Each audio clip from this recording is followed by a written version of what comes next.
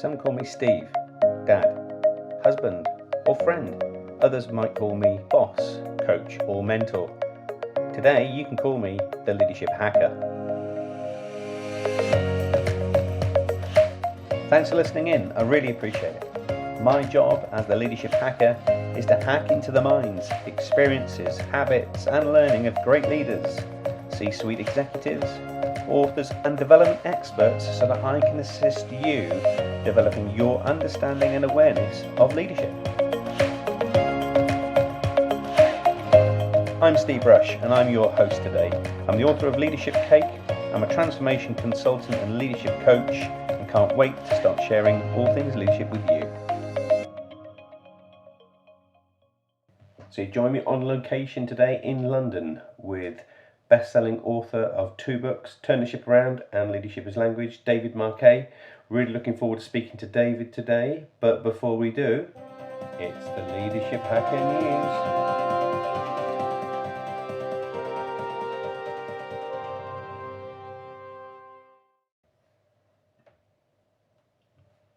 This year, 50 years ago, in 1970, an onboard explosion crippled Apollo 13 spacecraft.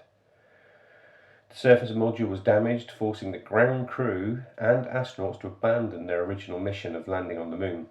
Now, most of you will be familiar with the story portrayed in 1995 movie with Tom Hanks, but less of you will know the leadership activity that has really stood this mission aside from others that NASA run. The debriefing sheet cited a successful return of the crew down to the importance of organisation, leadership and innovation as part of NASA's operations, and remains one of the best examples of that trait to this day. On April the 11th, 1970, the Apollo 13 mission blasted off from Cape Canaveral, headed towards the Fra Mauro formation, which has a number of meteor craters. Not long after liftoff, the mission suffered its first problem, a shutdown of one of the main engines. But with 4 main engines still working and firing, the spaceship was able to make its way into space. 200,000 miles and 2 days later, whilst getting ready for their moonshot, a short in a wire between the oxygen and hydrogen tanks on board the ship caused the explosion to the service module. And with oxygen running out fast, the crew had to shut down their fuel cells to save power and use the lunar module to survive in. They then used this as a vessel to get them home. As directed and coached from mission control on Earth, the crew used the pull of the moon's gravity to break back into the atmosphere and get back to Earth safely, despite observers watching the inferno-engulfed craft plunge into the sea. Mission control was led by Flight Director Gene Kranz. He coined the phrase, "failure is not an option." And when interviewed, he said the rescue was executed calmly and deftly, without any doubts that it would succeed. However, the mission control logs say something else. When the Apollo 13 crew got into difficulty, the 20-plus mission control team had no idea what had happened. Was it a meteorite blast? Was it an explosion? And in their panic, they looked to Krantz for orders, who, whilst under fire of questions and pressure, remained calm. And when those about him started to lose structure and discipline, Gene Kranz kept his head. Kranz was ahead of his time as a leader, but few at that time in the military would have recognised that calm, lack of instant order, would have been leadership. Kranz's calmness was a barometer for others, which steadied the mission control room much quicker than it would have done had he added loads more commands on top. During an hour of asking questions and evaluating the situation, Kranz was running low on energy and ideas. He recognised that he didn't have all the answers and needed to unlock that from those who did. So what did he do? Well, he gave control to the incoming team. He knew they had the information and therefore merely moved the authority to where the information was. He empowered junior officers to take control. He empowered others in his mission control room to think differently. Great leaders create more leaders. They give control to others who are better placed. And I've often said that if you're a leader, you should only control what you can control. And someone who's epitomised this through their work and now their life as a leadership coach is David Marquet. David Marquet was the commander of the nuclear submarine Santa Fe, and realised during a simple drill having one point of command was not only limiting to the efficiency of the operations of the submarine, it was downright dangerous. David's gone on to write the best-selling book Turn the Ship Around, and he's also now the best-selling author of Leadership is Language. And now David's also the president of the Intent-Based Leadership Institute. David, welcome to the show. Thank you, Steve, for having me on your show. It's absolutely my pleasure. I've been a fan of your work for some time, so I appreciate you taking some time out in your busy schedule to be with us too. So, David, I know that you spent 28 years in the US Navy, and that's obviously where you developed your leadership theories and your thinking. Yeah. But it started much younger for you, didn't it, when you were spending some time with your grandparents back in Pittsburgh? Well, I was sort of this library kid. I was an introvert, and my parents shipped me off to my grandparents in the summer in Pittsburgh, which was this industrial town. It was a steel making town, and it really wasn't a lot of fun, right? They lived in sort of this urban area, but there was a library nearby, so I would kind of scoot out and go hide in the library and do all this reading. And I liked history books. I would read all these history books, and I read about submarines and the role that they played in World War II. And at the same time, the country was going through, this was the 70s, so the country was going through the sort of malaise and depression of, it doesn't seem like things are going right. Inflation was bad. Oil shocks were there. Iranians had taken Americans hostage. You couldn't get them back. Blah, blah, blah. We're in the Cold War. And all these things kind of gelled together for me. And even though I was probably an unlikely candidate to join the military, I was born in Berkeley, California, a hotbed of radicalisms. Yep. And I told my parents that's what I was going to do. And of course, they tried to hide their. Well, they were worried for me, I think, a little bit because I was kind of a sensitive introvert. But submarine force worked out well because you hide from people there, so it's a natural fit for introverts. So how do you go from being introverted to then being a U.S. captain of a nuclear submarine? Oh, you can be an introvert on this beast. In fact, I think it's a benefit because some of the extroverts I knew, they sort of got away with just this sort of grand personality. And I was forced to really be thoughtful about what I said. I didn't like to speak. So I would say as few words as possible. But I felt there were quality words. Sure. And the idea is, but my burden was I thought I was really smart because everyone was telling me that at every step of and I was on the math team when I was in high school. And so there was a sense that I knew the answer, and it fed this structure of leadership where leader as decision maker. And it got me promoted. And it probably is the right place to be when I was starting out. But as submarine commander, the complexity of the ship foiled that aspect of what I wanted to be. It's psychologically very seductive. You make decisions, people line up outside your door all day long, it feels good. But it's really depleting. It's very short term, it's a short term win. It's like eating cotton candy. It's a high, and then it just feels after that. And that was the change I had to go through. And would you say that your introversion was almost a propeller for you to start giving control to other leaders? It was an enabler, but it wasn't the catalyst. The catalyst was I screwed up. I gave an order that couldn't be done on my ship. So the story is I was trained for 12 months to go to one submarine. At the very last minute, they said, no, you got to go to this other one, Santa Fe, because it was the worst performing ship in the fleet. The captain has quit. And so we need someone over there in 2 weeks. It's you. And I was just unbelievably despondent over this news because the Santa Fe had this reputation of being the clown ship. It was terrible. And it was a different kind of submarine. That was the kicker. So the patterns, captains give orders, crew follow them, was what we fell into. But it immediately broke apart. It fell apart because you can't give orders. You don't know the details of the ship. It didn't work. But I tried to, and then it kind of came to light in sort of this very stark event, and where I embarrassed myself by giving an order that couldn't be done.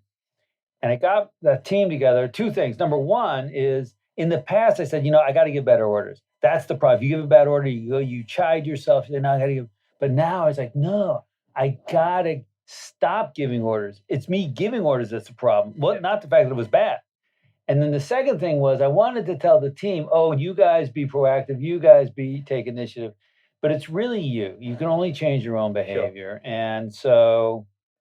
And what was the aha moment for you when you realized that you needed to change that behavior? That was when I gave this order. And I suggested to the officer, hey, let's go and speed up on the backup. Like we were running on backup because we had shut down a reactor for an exercise on ourselves. And I said, let's speed up.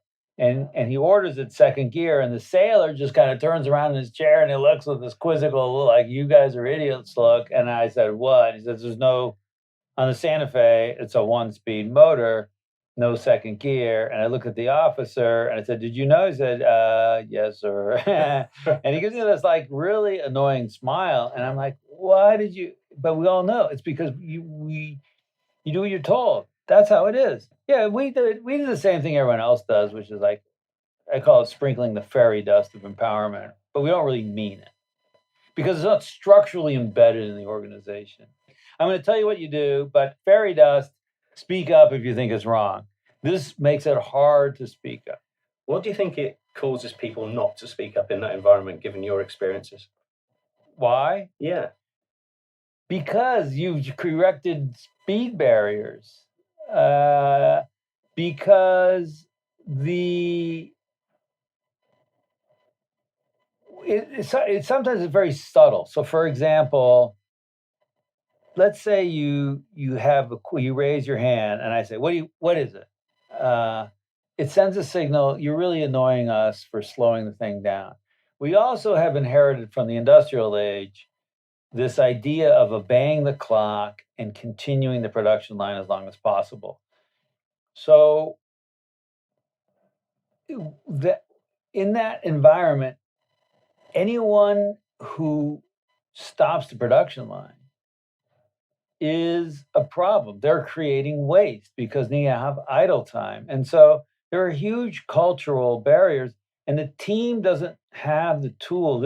We actually don't have language in many teams for what to say to stop the clock. To what we're in a meeting and we say, oh, well, everyone has a chance to speak up, but we don't practice. Okay, if you don't agree with this, how do you voice that? And then even better, the way we run the meeting is don't talk about it and then vote and then talk about it. Because as soon as you start talking about it, you're narrowing variability and diversity of thought. So the structures and the language are designed to reduce variability and run away from uncertainty as quickly as possible, even though it's premature in many cases. And it's indicative, isn't it, of that kind of whole leader-follower philosophy that you might have experienced it in your early career in the Navy. So we have words. The industrial age organization design was this. One group of people will make decisions, and one group of people will execute the decisions made by the first group of people. And we have labels because they all look like humans, but we need to know which tribe you're in. And we call them leaders and followers, or thinkers and doers, or management and workers. And we pay the people by salary or by hourly, and we white collar, blue collar, we wear different uniforms. But there's this whole cultural industry with artifacts and rituals to put us in one of these two groups. And this is one of the things that is subtly embedded in our language and in modern organization design, which is totally unhelpful.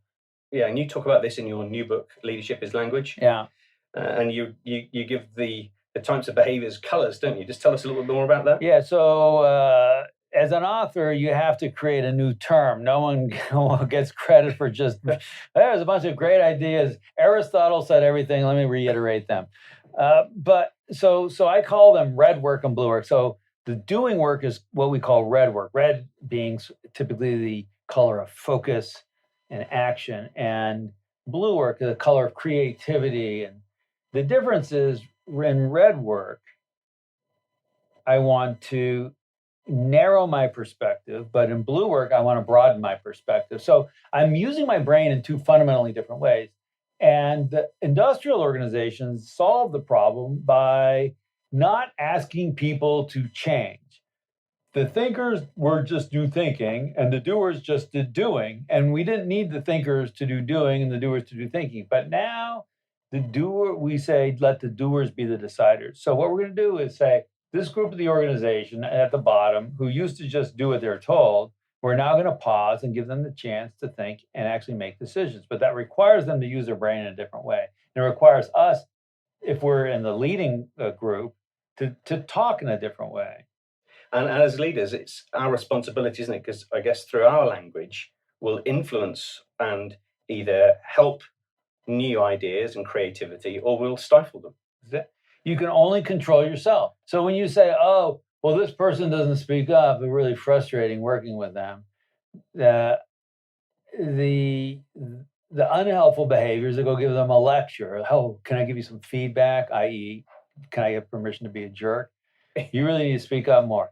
Well, how about this? How about you look inside yourself and you figure out, you know what, the way we're running the meeting, the way I'm asking the questions, if someone comes to me and says, well, I'm not sure about this decision, and I say, well, why would you say that? Again, subtle, but it sends a signal, you're wrong. Justify yourself, not, oh, tell me about that. I'm really interested in that. We really need to know before we go ahead and launch this product if you think we're off track. And one, I guess, creates a coaching culture as well, doesn't it? So the more questions you ask, the more evidence and insights you have from people to develop thinking and ideas, right?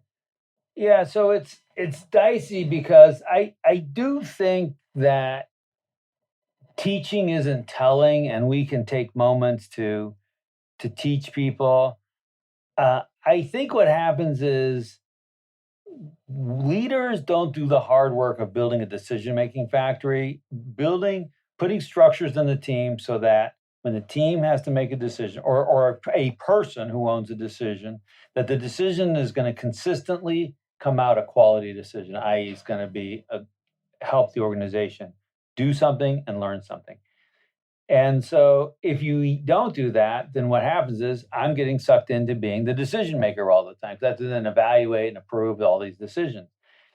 So what I think you want to do, if you want to be a leader, is to build a decision-making factory. I like that. So if you could imagine what this decision-making factory would look like, just describe that for our listeners. Well, that's pretty much the whole book is about, because so the question is, when do teams and people make bad decisions? And so we look at some industrial accidents and what are the conditions? And it turns out that basically the overall pattern is we're adapting this industrial age playbook where we're trying to narrow variability. So the problem is we use a reduced variability language to an embrace variability game. So one of the stories in the book is there's a ship in 2015 sails into a hurricane, sinks, all 33 people die. Well, all the modern equipment. This is a ship that's 790 feet long. How did that happen? Well, fortunately, we were able to recover the black box, and so we have a 500-page transcript. And it's the way teams talk for real, not how we wish they talk or want, or some fantasy world how they talk, but it's the actual language. Now, what you see is all the behaviors that I saw in the Navy. And to go back later and say, well, no, they're just bad people there. Oh, so they've been merchant mariners for 30 years. Most of them were the senior people were in their 50s. And they were promoted over the last 30 years based on a set of behaviors that they exhibited. Those behaviors they exhibited over the last 30 years are exactly the behaviors they're exhibiting on this tape. So it's not them. it's good people, but with the wrong playbook, and it's a playbook that excludes variability. So when there's a moment when two officers separated by 2 hours, they're coming up to a point where they can turn away from the storm and go behind the Bahamas. And it's this very halting, stilted, painful, anguished language. Right. And blaming them is wrong. Because the question is, why is the language like that? And if you go back earlier, we can see the playbook of continue at all costs, don't stop, because deviating will take longer, it'll burn more fuel. And in my experience of coaching leaders as well, it's that being brave to try new things, to test new things, that really we get to learn about ourselves. And in your kind of experience of working with others and other leaders, as well as working in the Navy, what would you say would be the one thing that you've learned the most about being brave and trying new things? Being brave and trying new things comes first and foremost from a place of security and safety. If you don't feel secure and safe, at the extreme, if you have a lion running at you, you can run in a different direction maybe. But if you don't feel secure and safe, then you're always in a constant I'm proving myself mode. And that gets in the way of running experiments and being a little bit playful and trying some different things. If you're on a rugby team and you feel we have to win every game, then you're not going to be able to run.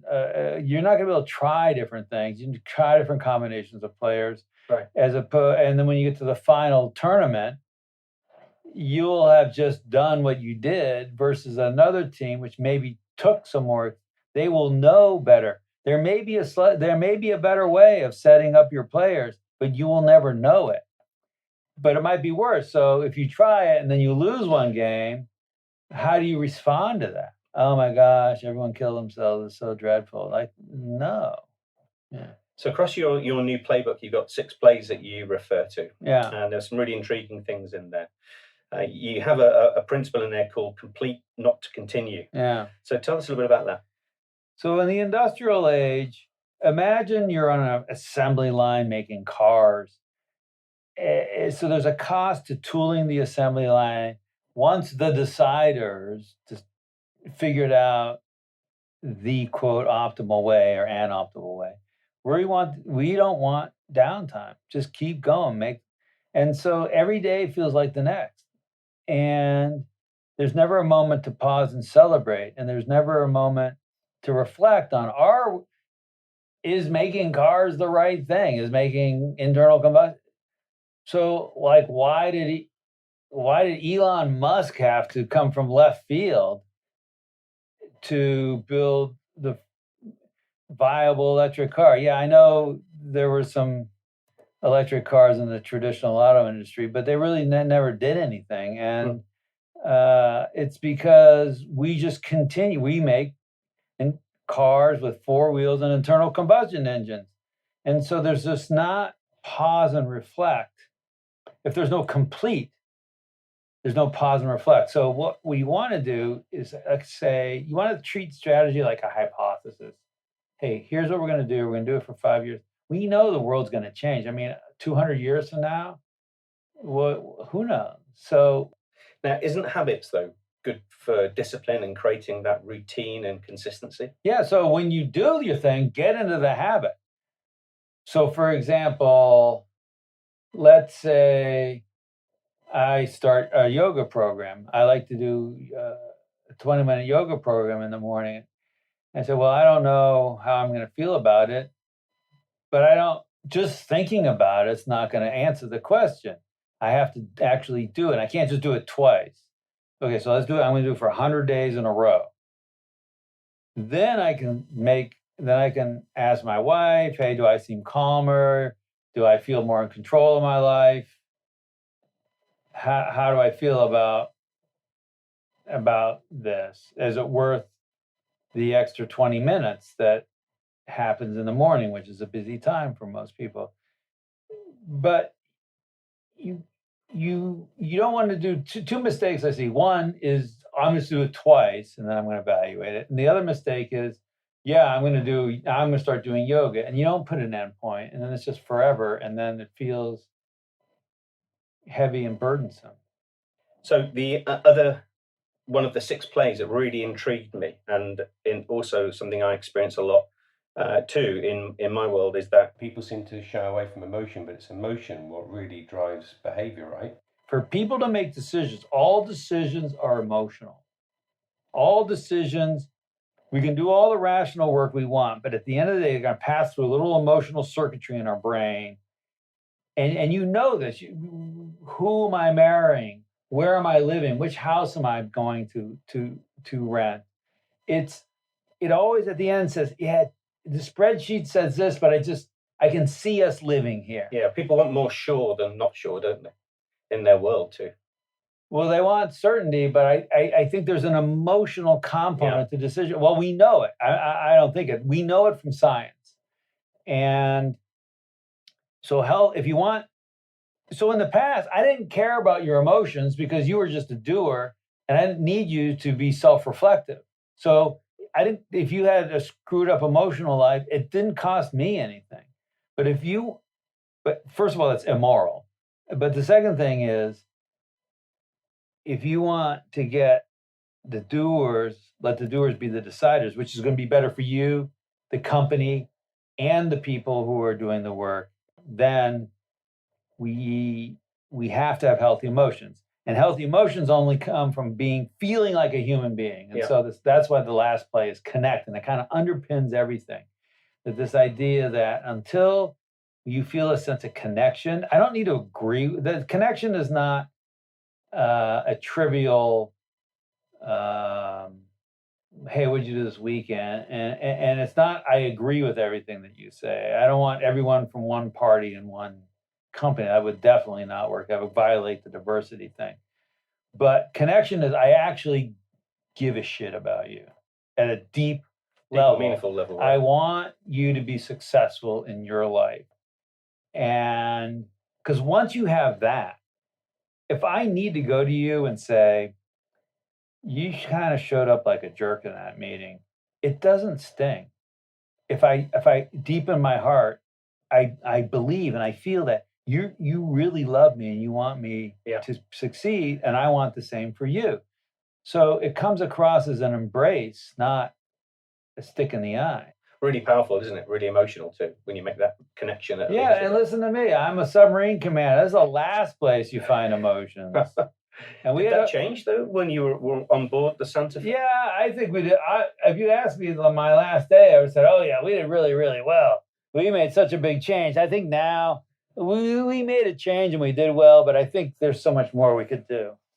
And in talking about emotional connections whilst on board the Santa Fe, not many of our listeners might know this, but Stephen R. Covey, the famous author of 7 Habits of Highly Effective People, spent some time with you on board the ship, right?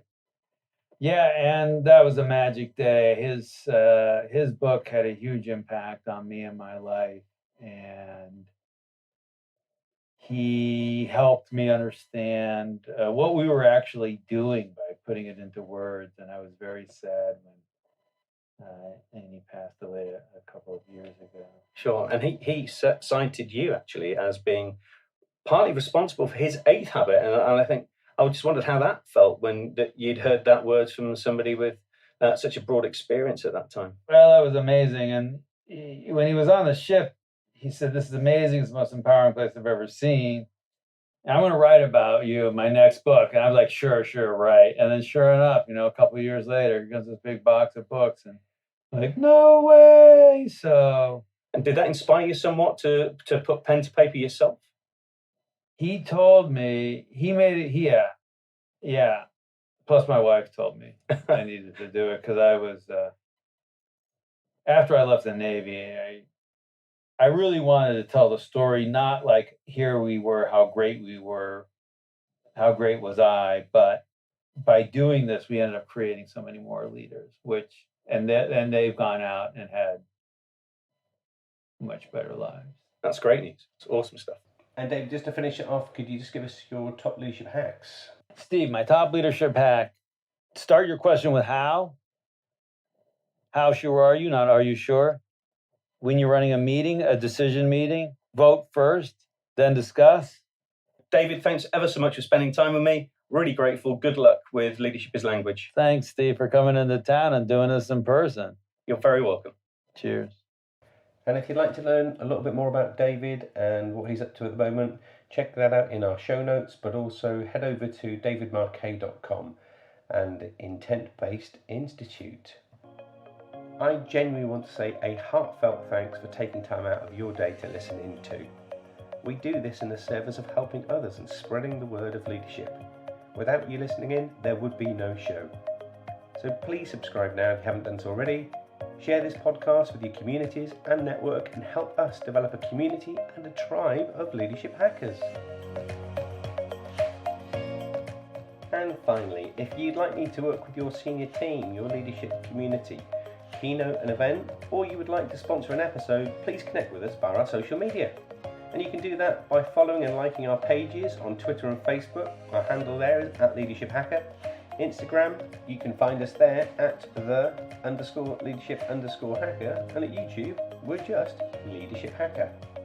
So that's me signing off. I'm Steve Rush, and I've been the Leadership Hacker.